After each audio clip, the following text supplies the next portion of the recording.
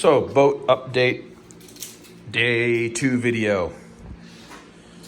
Didn't get as much as I wanted to accomplish today, but we filled it up, did another leak test, and lo and behold, we found another leak. We don't know if we missed it the first day because it was wet on the outside or what was going on, but we found it today for sure. The one on the other side, truck bed liner sealed it up, it's perfect.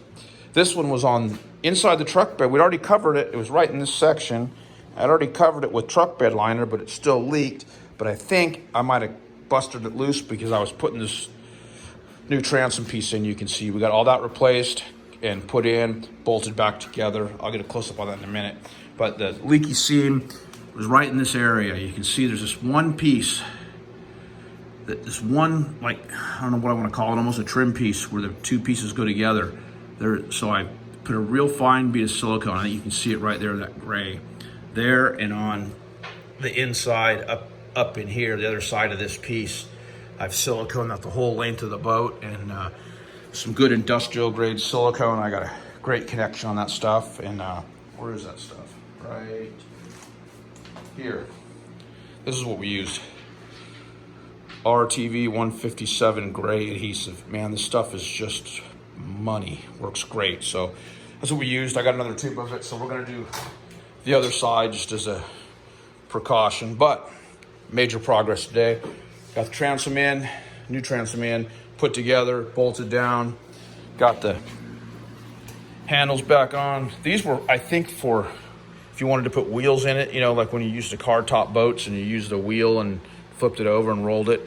But they're great stiffeners, so I put them in and it really tightened up this transom. Super solid. We got to cut a piece of wood for this still, put it in tomorrow for the motor mount. And then we're pretty much done back here. We've got this drying up. Once we found that leak, I did put another 2 coats along the seam of real thick of the bed liner, and we're gonna let that dry up. It's probably dry. It's been since, I don't know, noon when I did it, but we're gonna let it dry up overnight along with the silicone I put on the outside.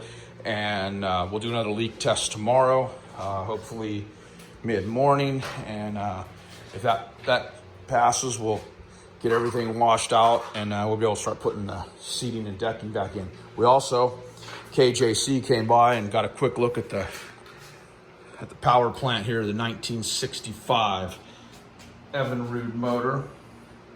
There's the cover right there. Evinrude, 18 horsepower, fast wind.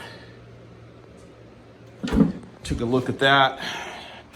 We did a little adjustment here on the throttle. We got full, that's a neutral right now, but we pop it into gear and you can see we get, there's off, and then we get all the way to full throttle.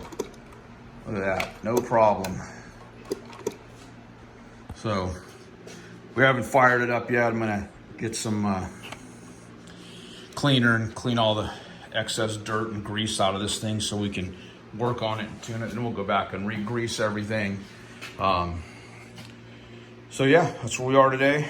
Hopefully we'll make some more progress tomorrow. Tomorrow I'm hoping to get some of the seating in.